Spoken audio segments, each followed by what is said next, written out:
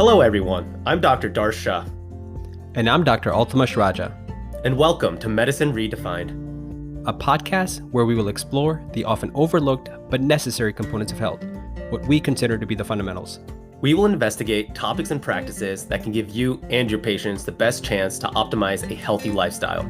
It's time to move the needle forward and put the health back in healthcare.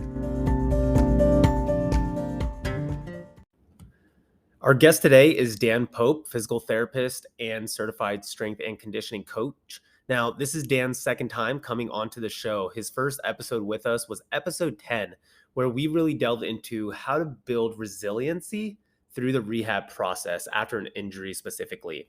Now, we touch on a little bit about that in this episode, bridging the gap between physicians and physical therapists, but the bulk of our time talking is going to be about navigating through identity shifts, figuring out how we can best set ourselves up from a fitness perspective, but also just from a life perspective when it comes to our health, our fitness, our career, relationships, parenthood.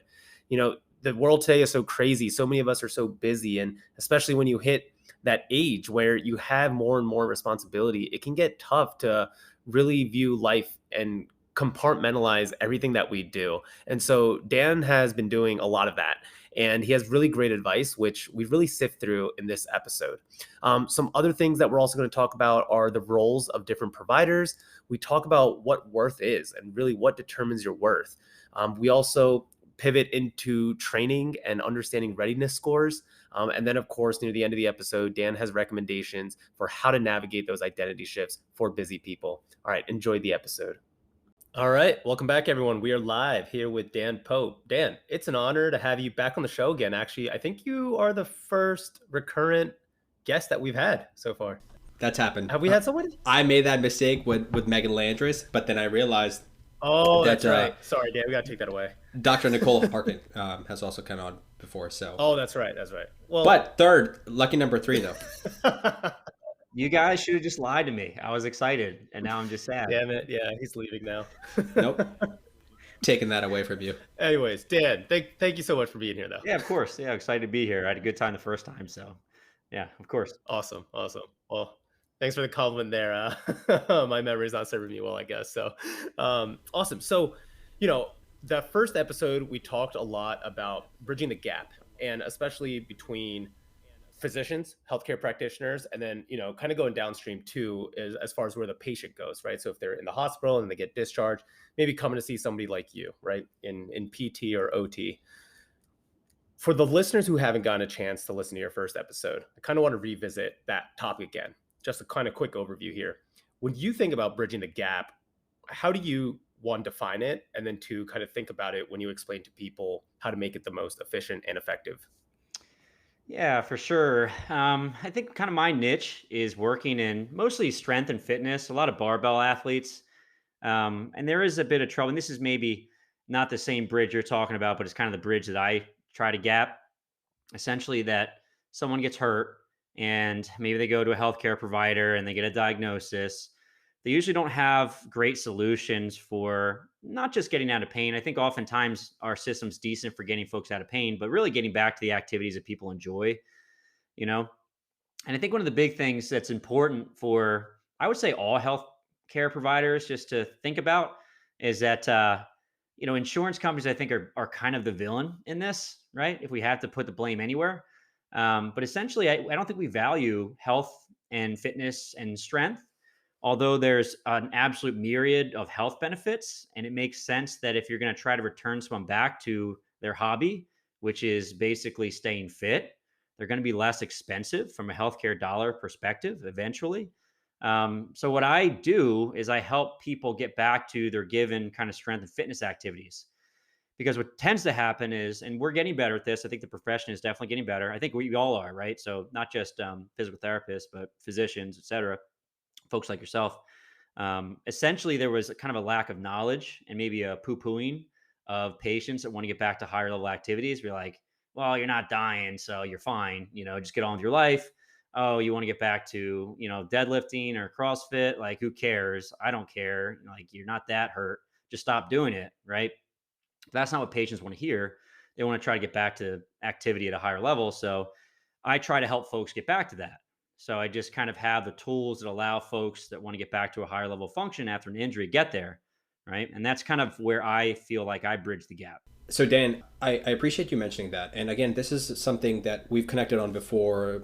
Dewesh, Dave Tilley, like all of us kind of share this passion for this concept. And you recently posted on Instagram talking about, I think, just how physical therapists can generate more revenue, right? By bridging the gap, by learning strength and conditioning principles 101 and helping program after a quote unquote discharge from physical therapy when they don't have necessarily pathology or they're kind of getting back towards performance, how that can be an opportunity to increase or improve upon the business model, right?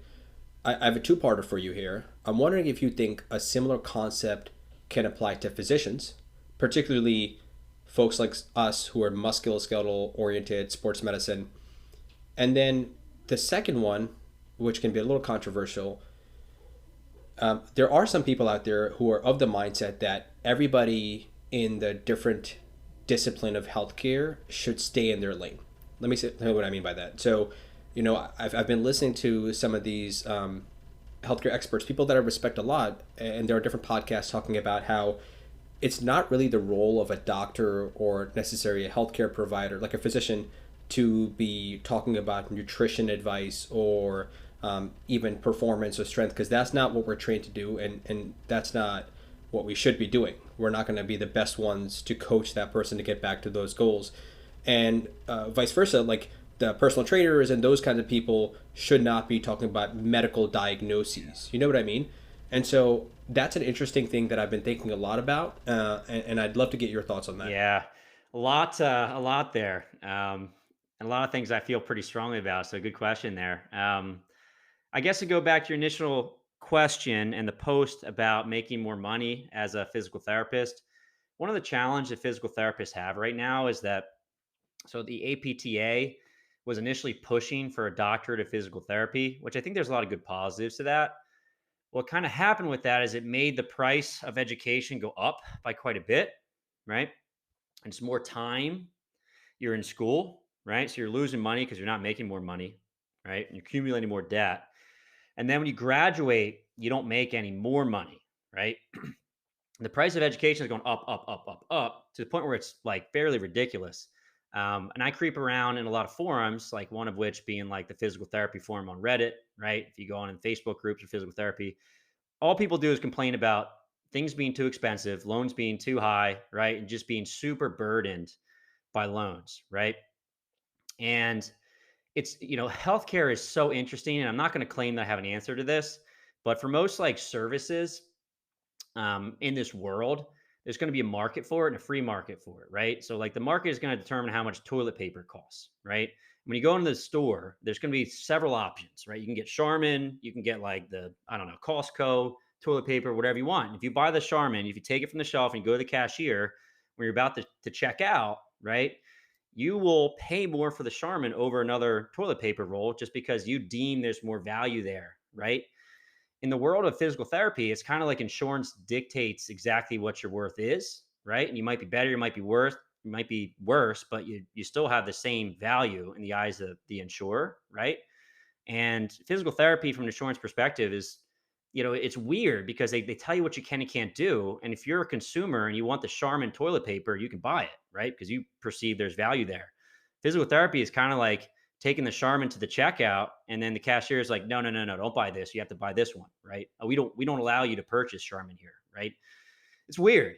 And I think the issue is that people do want more. There's a big market for folks that want to optimize their health, right? And I think it's very evident because I'm in a cash-based clinic, right? And per session, generally, depending on the insurance you have, we're going to be more expensive than people using their insurance, right? And we're busy and people are coming in to see us, right? So clearly there's a need there. And the other piece is that we're able to cover all sorts of services that are kind of above and beyond what a typical insurance model will, right? So to answer your question, yes, and I think a lot of physicians are already doing that, especially in your field with orthobiologics and the like. There's a lot of services that insurances are not covering, and then physicians are kind of setting themselves apart. I think you see this a lot in med spa, right? There's folks that want those services, and these are all, they're people want them, right? They're busy and they're making a ton of money, right?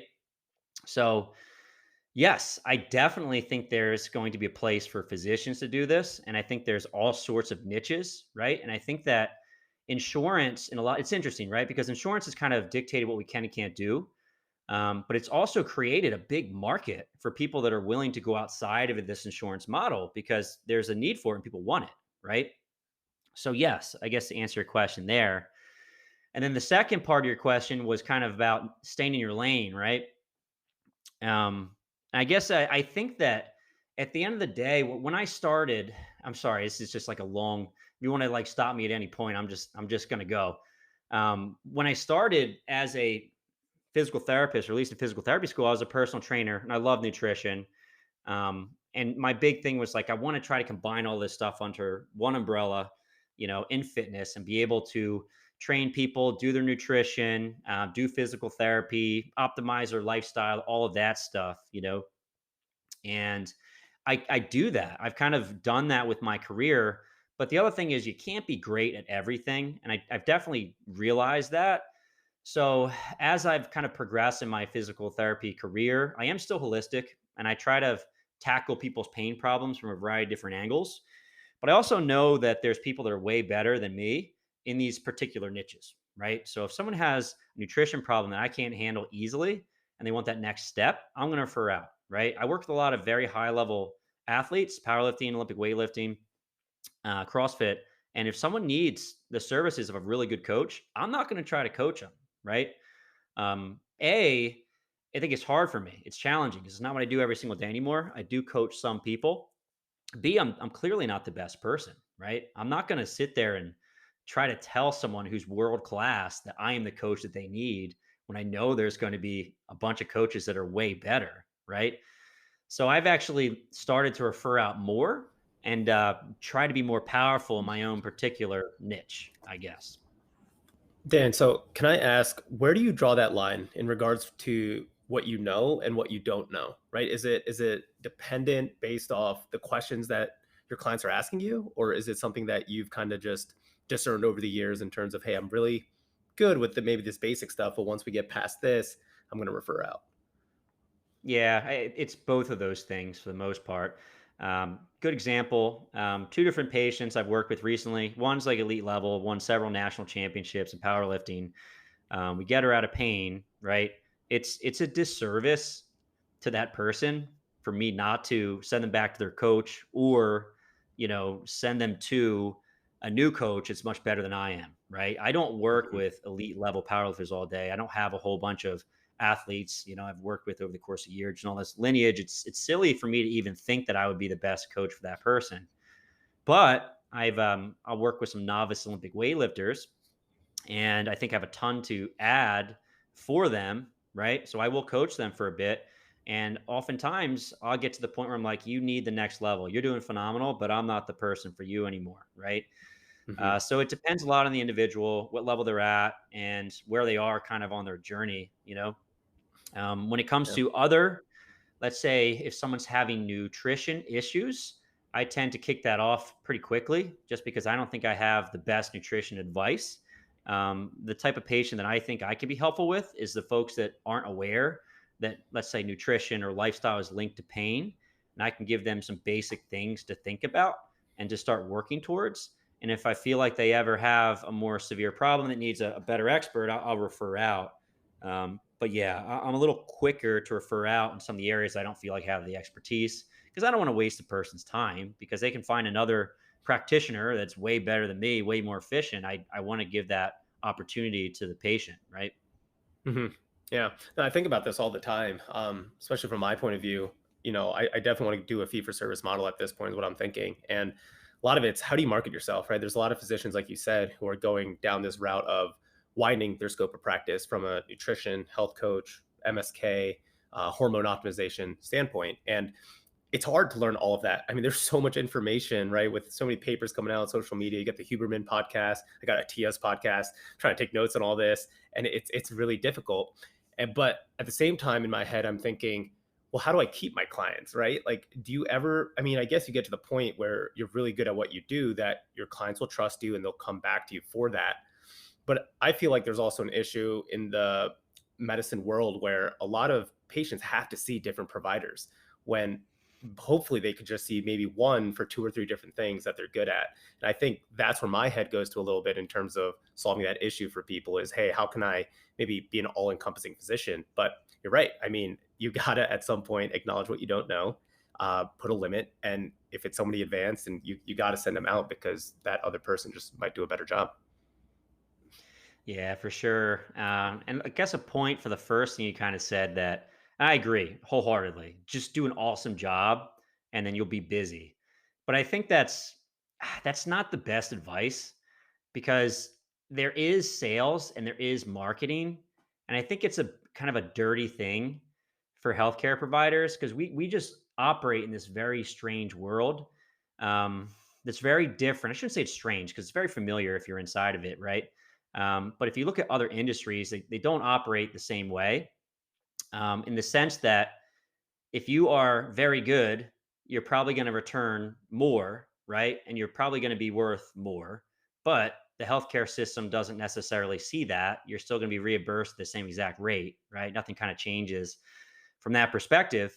And if you're good, you'll get more folks through the door. But the other part is that marketing is an extremely important part of this, and so is sales.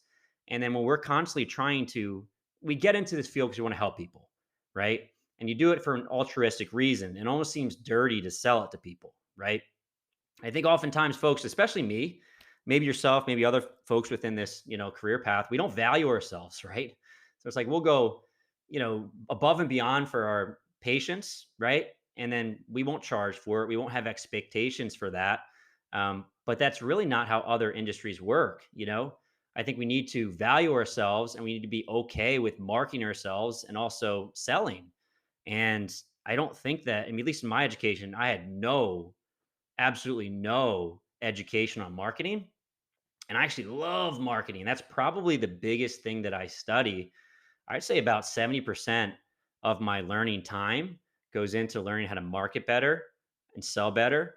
Um, and I do a lot of continuing education for physical therapy too, but I think you need to learn how to run a business and operate and market and do all of the like. It's not as easy as just be awesome, right? That's part of it, but there's a lot more to it.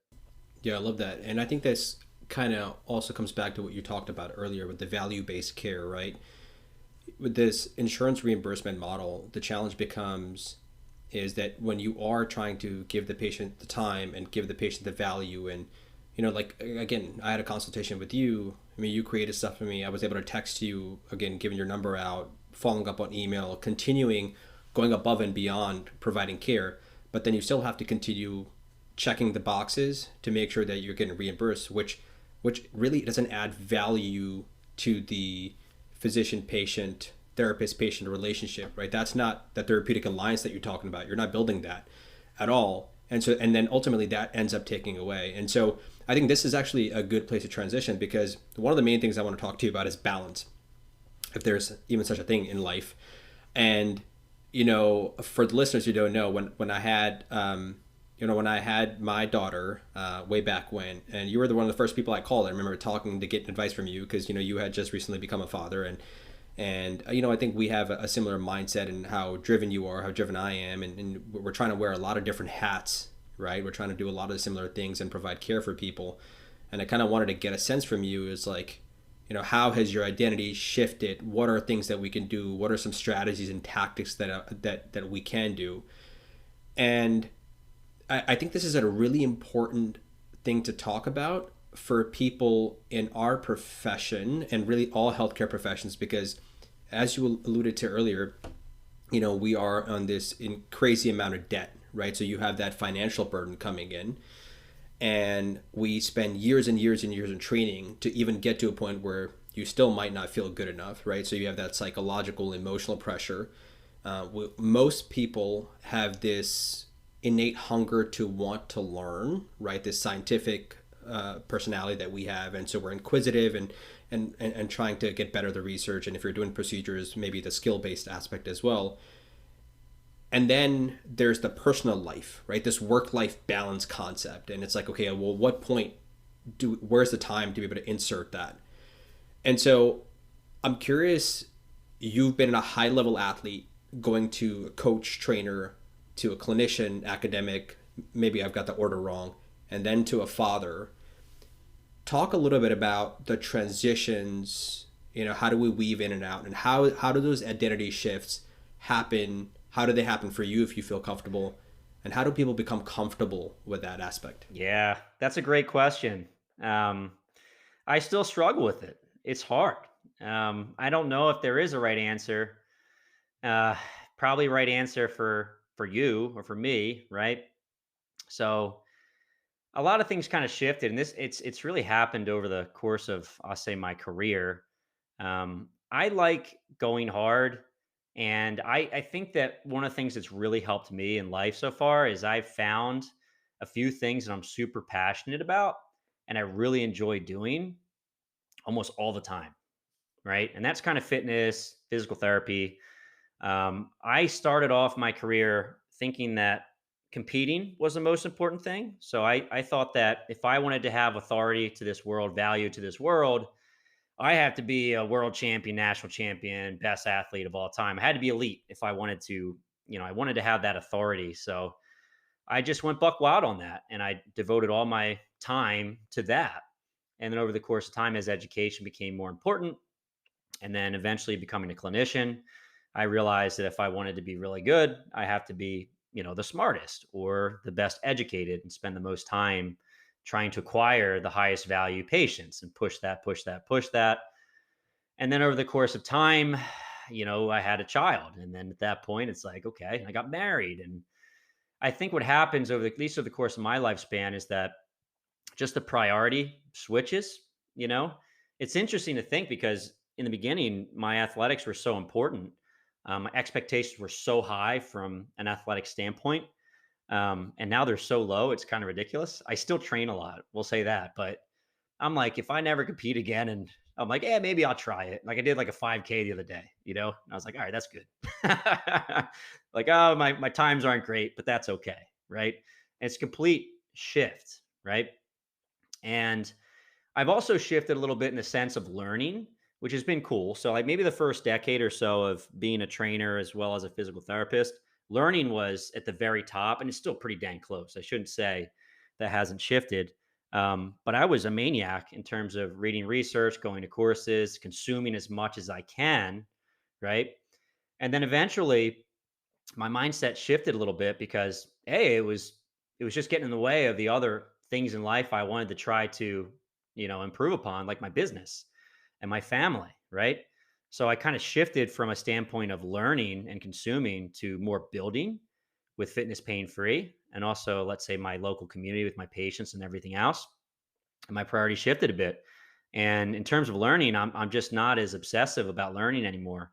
Although I still do a lot of it and it's integral to my business. And I would say that I'm still spending multiple days per week, every week, looking at research papers, learning courses, all that stuff. I spend much more time now growing my business. And then the other piece, and this is like a major wrench in the system, right, is family. Um, and when I got married, this was probably the first shift, right? And I've been with my wife, Steph, for I don't know, 15, 16 years now for a long time. But what was interesting about a relationship is that she's a physician and she was almost always as busy, if not more busy than me. So I was always granted all of this extra time to do whatever, right? And that I just basically dumped that into learning, growing my business and everything else. And a lot of this kind of changed once we had our son because it's like we're so busy. Who's going to take care of this little guy? So I think it was like an expectation shift again, but this time it was very, very hard. And I think it's mostly because a child just kind of demands way more attention than other things. And I knew that if I wanted to, I don't know, pursue the best path for me in the future, it would mean backing off the other things in my life that I loved so much that were so important to me. And I would say the first year that was extremely difficult because I would be spending time with my son, which is supposed to be quality time, right?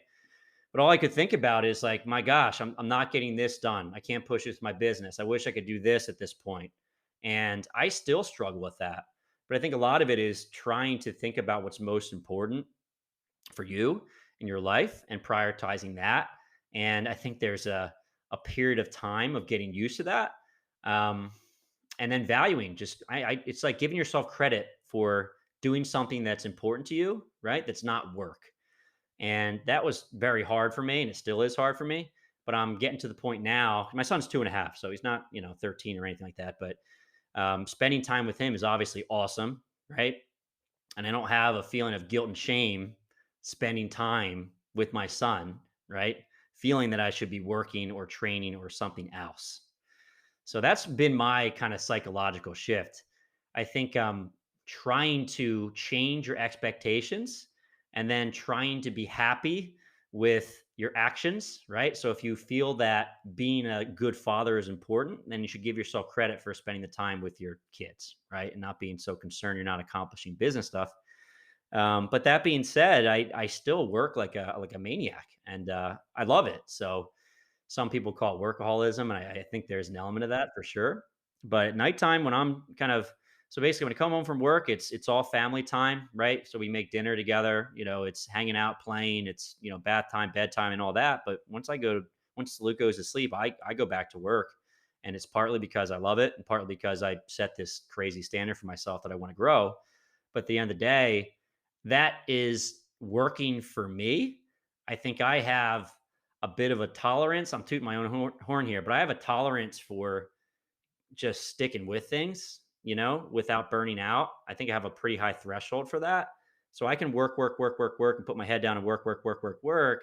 And I don't feel like I'm burning out. It actually feels like it's reasonable to me, where maybe someone else it doesn't. But the other part is like if I spend some time to do something like watch a TV show or a movie, sometimes I'm not even paying attention to the TV show. I'm thinking about a program. I'm thinking about like updating something with my business. And oftentimes I just stop watching TV and I go back to that because that's what I want to do.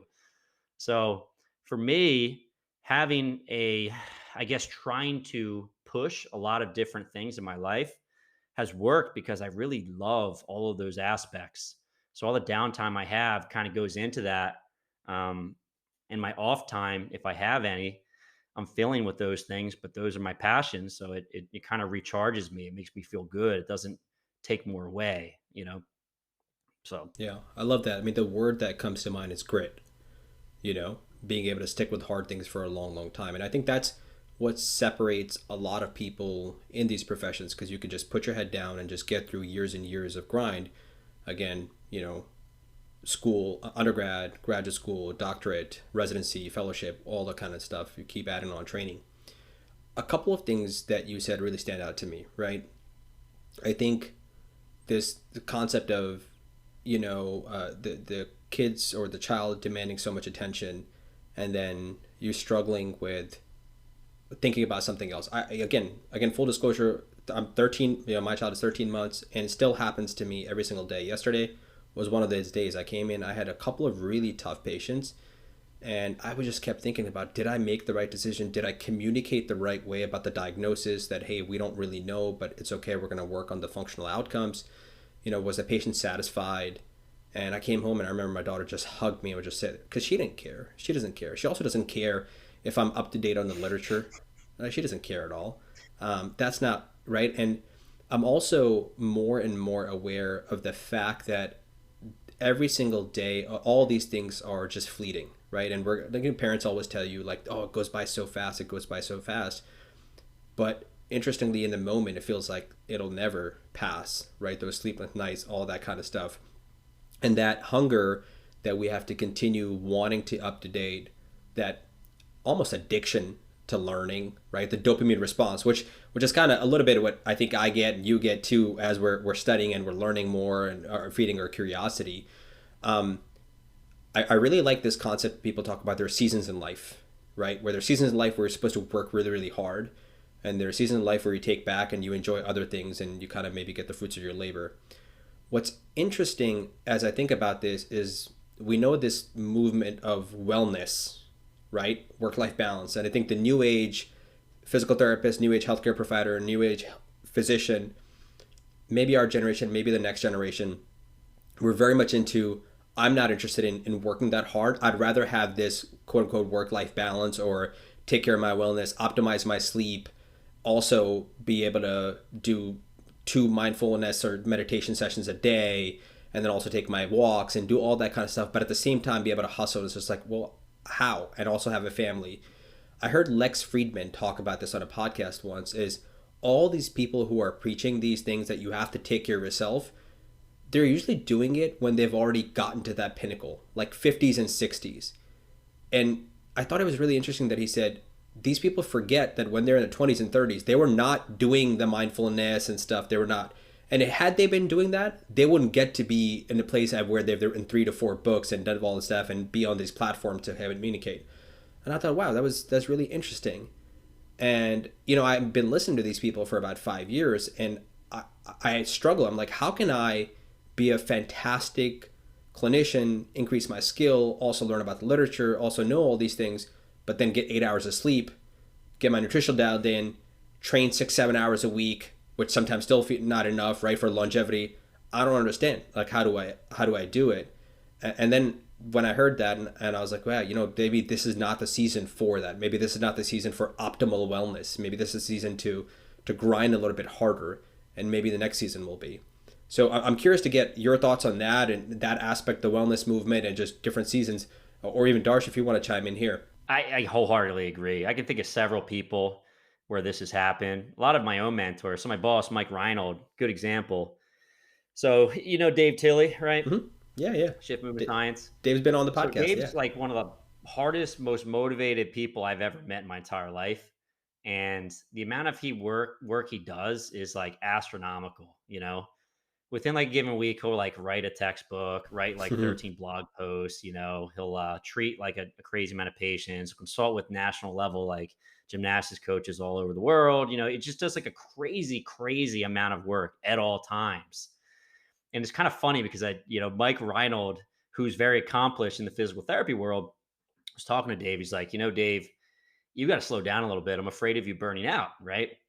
And Dave's response to Mike was like, well, do you remember when you were 20 something and you were basically working full time for the Red Sox and you were writing textbooks at the same time? You were writing research articles, and every weekend you were flying, from place to place to place to present, do all this crazy stuff.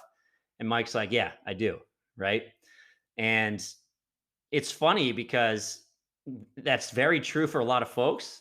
And I think once you make it, you can kind of step back a little bit, or you just realize that you don't want that anymore and you back off. Right.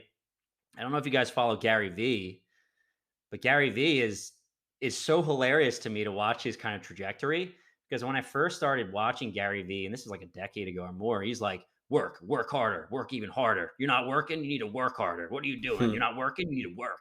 And that was literally his entire message. And now it's like happiness, balance, do what you want to do. And I think a lot of that is like based on his own career where he's at right now.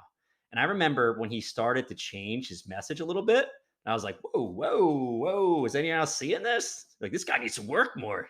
Right. But obviously he's done really well. But I totally agree with you. It happens all the time. I read the 4 Hour Work Week, and the first thing I thought with Tim Ferriss, I was like, dude, you just work like a maniac for like a decade of your life. And then when you like run away, the reason why you can still make a lot of money and work 2 to 4 hours a week is because you just put in a decade worth of work and you're smart and you made it happen. And you built that.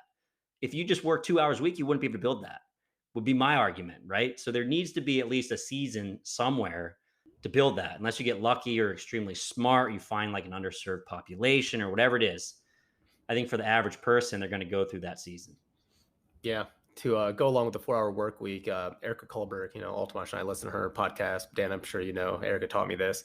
She had Pat Flynn on, right? And they talk about passive income. And, one of the myths is that passive income isn't truly passive, right? It's very active in the beginning. Is that how much of that investment of time, money, relationships, everything else that you have to put in order to get that ROI back. So I agree with both of you. And I think a lot of the times we mature as we age. So I think a huge factor in terms of our perspective is just aging and thinking about it. I mean, even being a 20-year-old pre-med to 25, 26, halfway through medical school, and just, if I was 20 in medical school, man, I'd be working my butt off. And then I came to 25, 26 and realized, hey, there's actually a smarter way to go about this. I don't need to. Technically, C's get degrees, and no residency really cares, about looking at your final grade. But what they do care about is kind of like who you are as an overall well balanced person, and what can you offer aside from the typical 4.0 or something. And so, yeah, I agree. I think a lot of these people come to the realizations, and when you start looking at life in itself and how many weeks are ticking by, you start to change that perspective, right? Like Dan, like you said, you start to think about what's important to you. And I think the important shifts when you get married. There's a huge shift. Life changes within seconds. You find out you're going to have a kid. It's boom. Things are just changing every second, right, with life. So yeah, that's kind of what I have there in terms of that. Yeah, I think that's super. I don't know, insightful. What's important to you changes across the course of your life, and I've heard this piece of advice given um, by a lot of folks, but it's like, all right, if you're like 90 something, your deathbed, you know, how would you have liked to see your life go or unravel? But I also think that's not fair because 20-year-old Dan doesn't care about what 90-year-old Dan cares about. And then 40-year-old Dan's different. I'm sure 60 and 80 and 90 is going to be different. So I think ultimately it's a good idea to sit down and figure out what's important for you, right?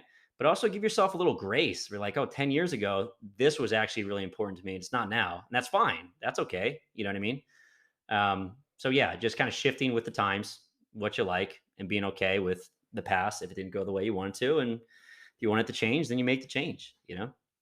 Yeah, I mean, just after 10 years, you have so much more data, the experiences in life to figure out what is and what isn't important, right? I love that you got both have highlighted this about this concept of enshrining your core priorities. This book that I read by Decisive by Chip and Dan Heath. I really like this book, and I think maybe it was one of the last chapters they talk about enshrining your core priorities. Like literally put it like on the mantle above the fireplace. Like what is the most important thing to you? And I think at baseline, most people have some values in life that really matter to them, and I think about we were talking with Nikhil Verma, and he's talking about family. Family is really important, and not I don't think he has children, but like his parents. And it's like one of the core reasons he had to move back to Ohio, where he's originally from, is because he wanted to spend more summers with his parents and how much you have left. And that can apply to your children, of course, all that kind of stuff.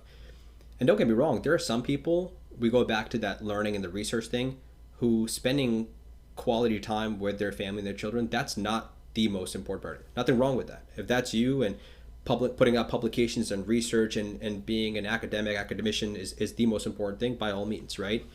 But I think enshrining them, and then every decision that comes and you come at a crossroad and being say, does this align with my core priorities? Not everything will, but most things should, as you get older and older and you become maybe more time poor because you have more things going on. Similar concept, James Clear talks about it, I think in one of his newsletters. I really like this quote. He said that, again, identify the things that are most important to you or how you want your life to be moving forward, and then make as few decisions as you can that violate the answer to that, like how you want to spend your time. I love that. And so I've started looking at things like that when an opportunity does come up, when somebody says, hey, should we do this research? Should we publish this and this kind of stuff? I'm like, is this how I want to spend my time doing this? Right? Because last time, my daughter went to bed and stuff like that, I'm up there at 11:30 looking at some procedures that might happen today, which patient no showed, of course, so that was just like an hour and a half wasted. But no, it's okay, I learned. And you have to ask yourself, is like, am I making decisions that are violating the answer because I've already identified how? But in order to be able to truly identify how you want to spend your time, you got to have a lot of data. It's hard to do that when you're 20 and you haven't really experienced life and all that kind of stuff, which is why experiences are big. But on that note, like, okay, we're talking about, times of high stress, feeling time poor, that kind of stuff, which is what you talked about, how you felt. But I think it applies to people in residency, applies to people in just when they're hustling, trying to create their business, building, becoming a producer of knowledge from just a consumer of knowledge, kind of what you talked about. How does one, are there tactics that you found were helpful for you to dial in your training, nutrition? And I'd love for you to talk about the readiness score, which you told me about. I think you have a YouTube video on this, so we'll link that too. But talk a little bit about that. Yeah, for sure. And I'm the type of guy that is I don't know, obsessive about his training, right? I know I just downplayed that I don't care about it as much as I used to. But, it's very rare for me to miss a workout. Um, if I miss a workout, it's usually because I planned it. So even if I'm traveling, like I know that what I'm going into and I have an idea of what I'm going to be doing and I give myself some flexibility, but I almost always schedule the time and plan ahead for all of my exercise for the most part. And I actually get pretty dang upset if I can't do that, right? To the point where I make plans on top of plans. So if this doesn't work out, I'll do that kind of thing, right? So for me, I think it's just a matter of making some time for things that are most important to you. And exercise has always been something that kind of keeps me sane, you know. And more recently, I kind of felt like I was losing some of that. Um, so I decided to try something a little bit new. I started doing some Brazilian Jiu Jitsu, which has been a lot of fun, and it's something I've been wanting to do more for a long time. And I just kind of schedule the time to do it. I actually don't do it very much. It's like 1 or 2 times a week. I miss it more than I make it. But I think if you're losing track of your life, right? If things are kind of spinning out of control, you probably want to go back to what kind of grounds you a little bit. And at least for me, that is fitness. And I think I'm fortunate because that's how I think if you're exercising well, that's one piece that's going to make you more efficient, healthier. It's going to line a lot of things up for the positive. What's even nicer for me is that it's also something that grounds me to make me feel like I'm taking care of myself, right? And not just taking care of others all the time. But I guess to answer your question, it's trying to figure out, right, if you are exercising enough or doing what's most important to you. And if you're not, you just make time for it and try to schedule around it. Um, my wife's kind of the opposite. Like she gets mad at me for exercising because we're busy. We got a ton of stuff going on. And if I'm exercising, I'm not doing the dishes or, taking Luke to X, Y, or Z or making more money for the family. And at least for me, it's so important. I realize for me and for us, I would argue that everyone should exercise. That's my whole thing. But I plan it and I kind of push it and I make sure that I have that time for myself, right? And I maybe sacrifice other folks' time. So for me, selfish. Let me jump in there right there because something you said stuck out to me is that you get pretty mad or pretty upset when you don't get a session in and you have like backup, fail safe mechanisms of how you can get another session in or some modification. I'm the same way actually. And then there's some people who'll talk about, oh, you shouldn't feel like you have to exercise. You get to exercise, right? Like reframe the way that you think about it. I'm just like, I can say that, but the fact is that I have to exercise because if I don't, I'm pretty pissed off. Like, especially if I go 2 or 3 days, like I'm not like having legit withdrawal symptoms, but I'm not in a good mood, you know? And so much so that there are times where my wife would like, you just need to go to the gym. Like you need to go, you need to get your dose of whatever it is that you're getting, endorphins. Um, what are your thoughts about that? I'm sure you've heard that when people are like, oh, you get to exercise. You know what I mean? Like, I just want to get your Yeah, thoughts. I don't know. I think it's a perspective thing, right? People are okay with sacrificing their health, right, for what they want to do in life. And that comes down to sleep, exercise, all sorts of things.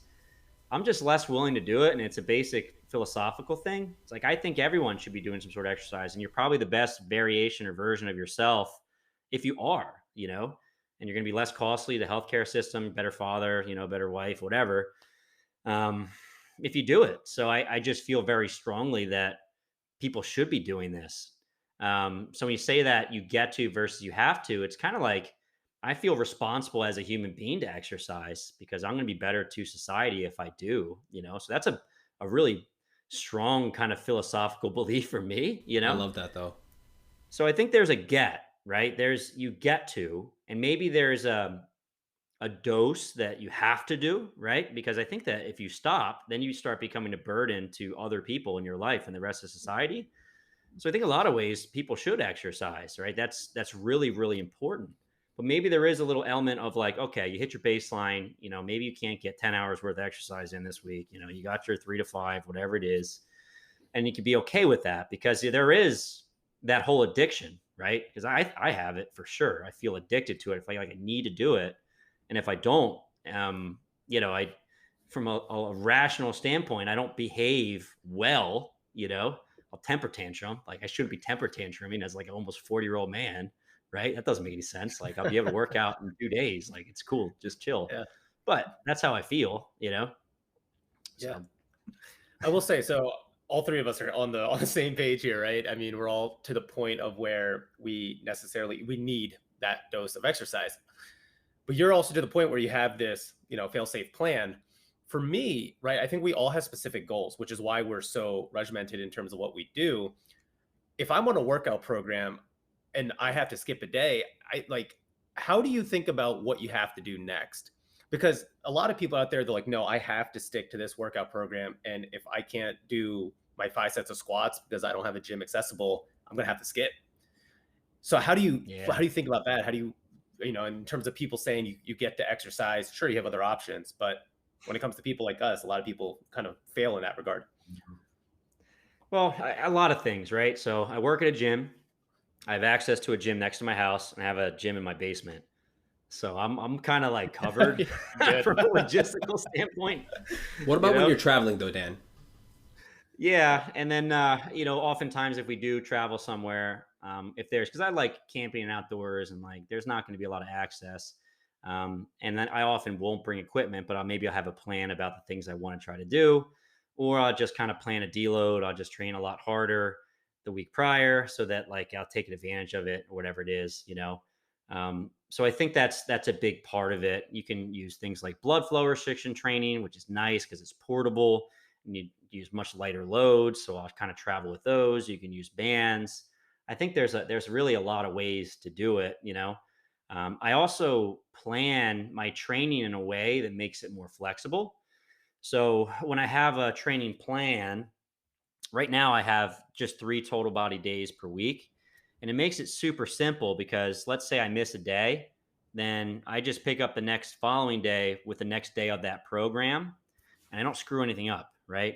But if I miss, let's say, leg day on Monday and my following day is supposed to be like a bench day, and then I just start like pushing the workouts further off, I get to the point where you're not working the movements you want, you're not consistent, that type of thing.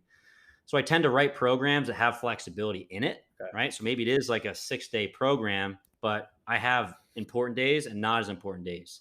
So if I miss this day, that's okay, right? I like Or that. I build it so that if I do miss a day, if I just delay that, it doesn't change anything, right? It ends up being just fine. So when I write the programs, I write some flexibility in the mix, right? But if I was an elite level athlete, I'd probably be a little bit more obsessive about it. Like I really wouldn't want to miss these things.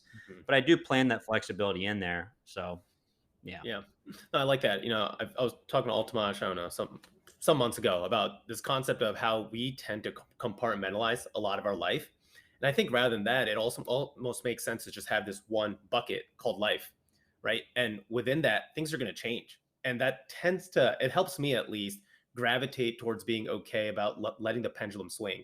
And that hey, if there's going to be 2 days where I cannot work out, that's cool. I can take those 2 days and go and learn, spend time with family, go see my parents, whatever it might be, because you start to realize that all these things are connected. And I know I'm bringing it back a little bit to what we just talked about, but that's the way I see it, right? When we kind of look at the workouts and everything, that everything we do is connected, right? If you want to put that on the fireplace in terms of what's the most important thing, in order to get that, your health is important, and the money is going to be important so that you can enjoy the experiences, and then those experiences itself are going to be important and what a lot of people are chasing.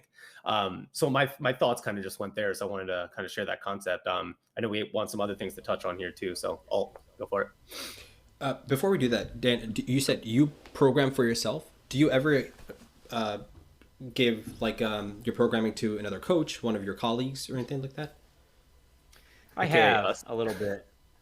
What's that? I was saying AKA us. Is that what I'll try Yeah. to get you like send that over? Do you want me to do it for you? No, I'm kidding. Yeah. We need you guys out. Yeah. I'd be fine with it. That'd be fun. I like programming. So part of it is that I enjoy writing it, you know, I always have. There's definitely been parts of I've taken programs from other coaches and kind of tweaked it for my Hmm. own liking. And then I've also had coaches write programming for me. And to your point, I don't know if you're trying to make this point, but it would be something that saves a bunch of time and thought, you know? But I like the idea of writing my own program. I always have, and it's kind of fun to me to tweak and make the changes I want to, because my goals are constantly changing. I have exercise ADD, and I kind of enjoy just always tweaking and changing. I probably make a coach insane between probably not communicating well enough and then wanting too many different things that I don't know. I feel like I'd be a burden as a client.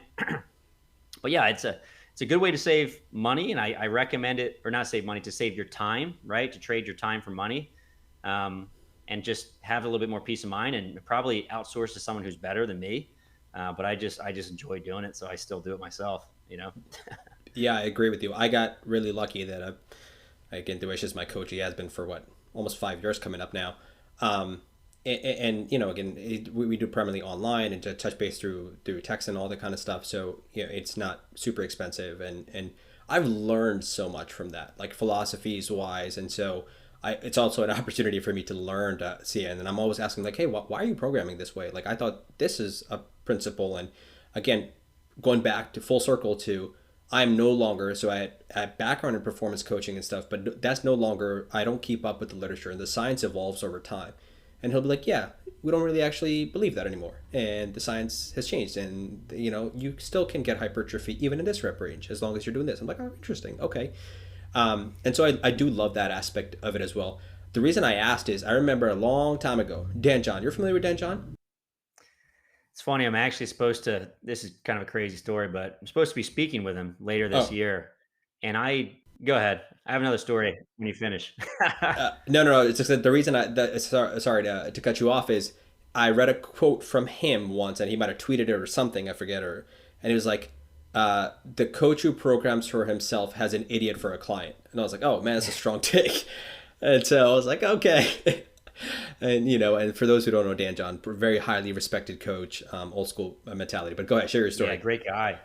Yeah. I emailed him 20 years ago asking for advice. I was like in college, and I was training for pole vault, and I had like some weightlifting question. And I don't even know how I learned about Dan. It's probably from T Nation or testosterone.net or T Mag, whatever it used to be called back in the day. I think he wrote for them. And I ended up sending him an email, and I don't even know how I got his email, right? But I emailed him, and he got back to me, and we had like a few emails back and forth.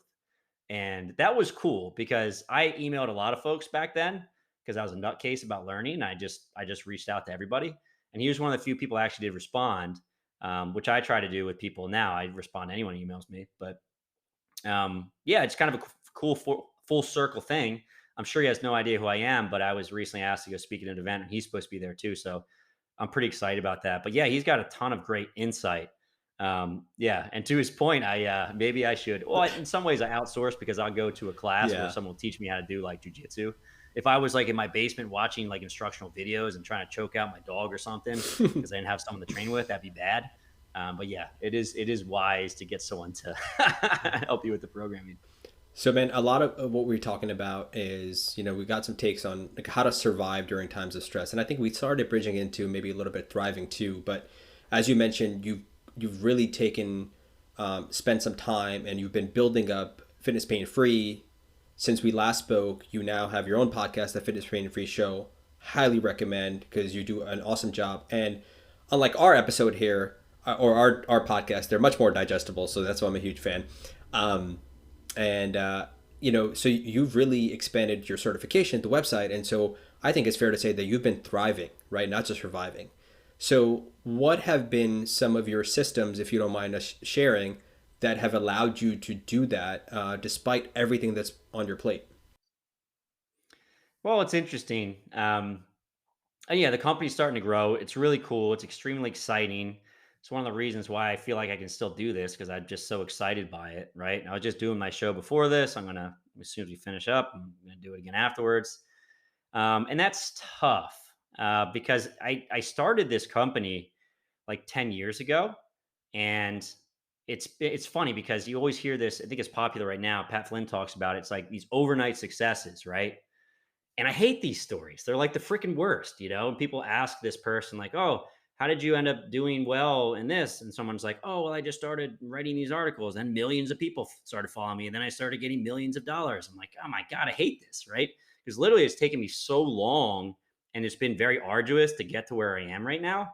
And I think a lot of these overnight successes are just like years and years and years of someone doing the right things. And what's been kind of interesting for me is that I had more recently, I had kind of a period of time where things just started to click and it all kind of came together. And I think it was just because if you want to have a system that works well, you need all the pieces, right? And I think I was just missing a few key pieces. And more recently, I was able to put those in, right, to make that work. And I think for me, it's always been a matter of trying things, seeing what works, and then what's working, I do more of, and things that are doing less, I are doing worse, I do less of. I do a ton of market research to see what people love, what their troubles are, what keeps them up at night, trying to be as helpful as possible, and just keep on plugging away. And then also more recently, partially because I'm just so busy, I've had a son now for 2.5 years, is I stopped doing as much patient care and I've systematically done less over the last few years. And it's partially because now I make money, obviously, with my online business. So, I mean, my business wouldn't grow if I kept on seeing the same amount of patients I used to. I just wouldn't have time to do it. So, back to our early points, it's like, what is important to you? What's driving your income? What's driving your happiness? Let's dial back on some of the things that are no longer quite as important and start to push the things that are more. And that's happened over the course of my entire career because early on, I tried to do everything. I tried to be an athlete. I tried to start a business. I tried to be a great clinician. I tried to be a mentor, right? And there's like no room for sleep in there, right? And what happens is that I sucked at all those things. Like I wasn't very good. And then when I moved to champion, I was like, all right, I have to stop coaching because, it's taking up too much time. Right. And over the course of time, I had to stop seeing less patients because I was sucking at the other things and I was growing in the other areas and I was being limited by other things in my life. So these roles have just kind of changed and adapted and shifted over the course of time. And then just being conscious of, I guess, what you need to change in order to progress and not afraid to make that change because it's scary, right? Every time I'm like, oh God, I'm dropping a day of work. How am I going to make up that income? But the other part is like, there's a huge opportunity cost of me, right? That I'm losing if I don't push my business. And you kind of have to trust it and make that leap. So it is kind of risk tolerance, right? It can be stupid too. You don't want to make dumb decisions and stop seeing all your patients and have this pie in the sky idea of a business and take out a bunch of debt. Like that's not what I'm saying, but you do have to be smart and calculated and then probably just shift and adapt what you're doing on a regular basis to grow, you know? Yeah, Dan, I do want to ask. We're talking about risk tolerance, and a lot of people, as we just mentioned, lose their fitness maybe in times of stress, being a father, being an attending, whatever it might be. They just don't have the time to work out as much.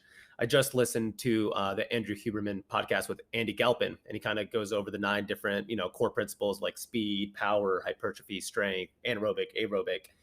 Out of all of those, if somebody knows that, hey, this is just for a season, a phase of life, and then I'm going to get back into it, which of those, if any or multiple, do you think are the most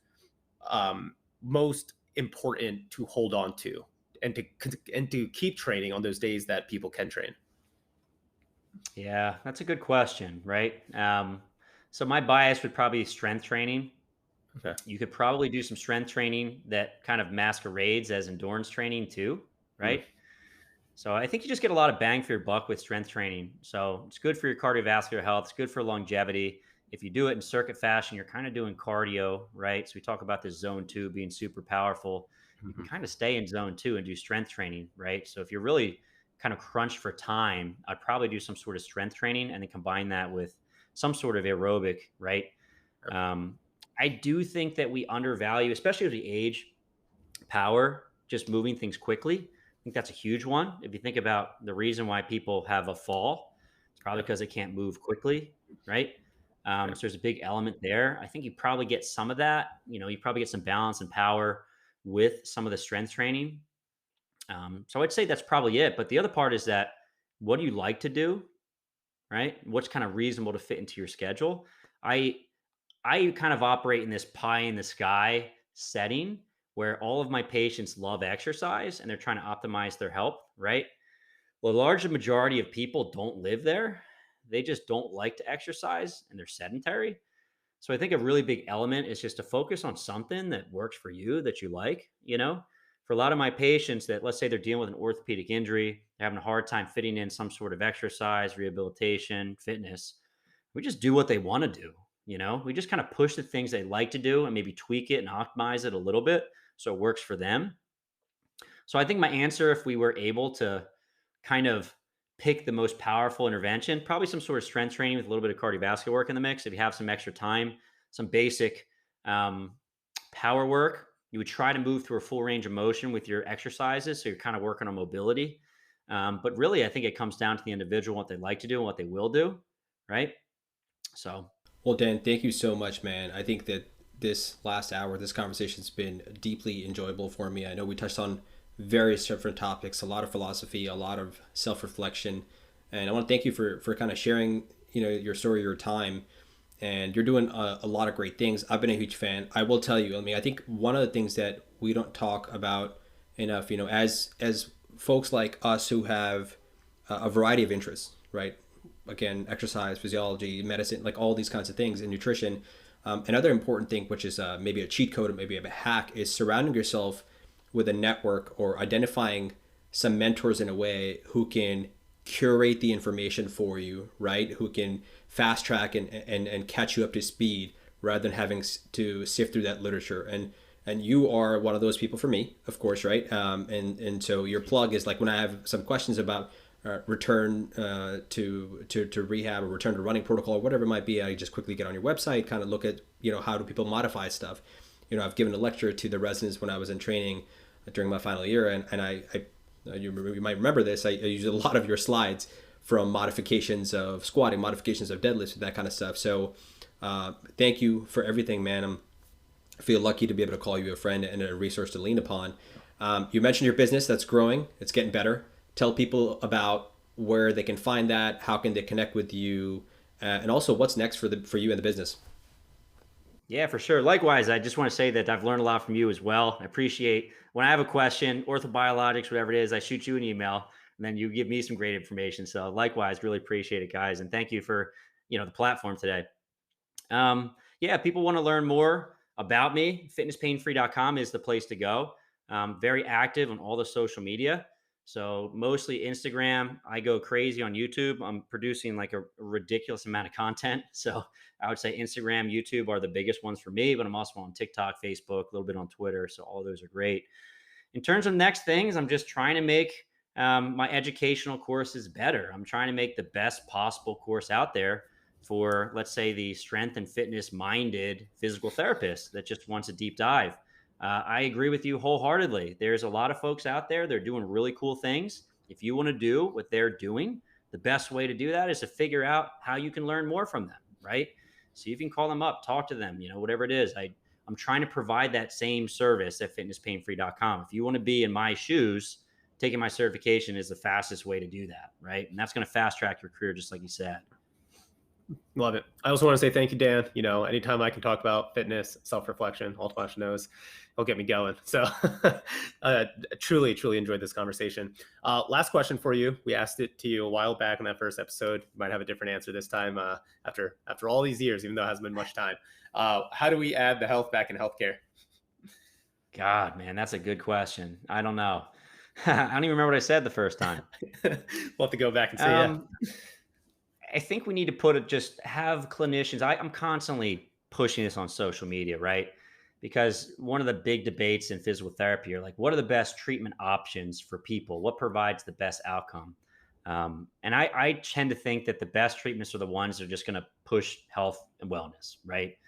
So if we can get people in the gym moving a little bit more, lifting weights, doing yoga, Pilates, running, whatever activity they want to do, right, as a form of treatment, I think we should be pushing that, right? I think that's going to be huge. And that's kind of the whole goal of Fitness Pain Free, is to push those fitness and strength-based treatments, right? So I guess that'd be my answer. I don't know what the heck I said before. I'd have to go back and watch, but there you go. No worries. We'll link that one as well. Thanks, Dan. Yeah. All right. Thank you very much, guys. Thanks so much for tuning into this episode. If we can ask for one big favor, it would be to rate and review this episode and this podcast on your favorite platform, whether it may be Apple, Spotify. And if you want to see short clips of the actual interview and Dan answering or leaving some recommendations for you, be sure to check us out on social media. We post short clips on our Instagram, Twitter, TikTok, and even YouTube Shorts. So you can at least see the faces of our guests and kind of see how we ask those questions. I just want to thank our team, Iman Bashiri, Haritha Yepuri, and Ethan Ju for the production of this podcast. And of course, the disclaimer, everything in this podcast is for educational purposes only. It does not constitute the practice of medicine, and we are not providing medical advice. No physician-patient relationship is formed, and anything discussed in this podcast does not represent the views of our employers. We recommend that you seek the guidance of your personal physician regarding any specific health-related issues.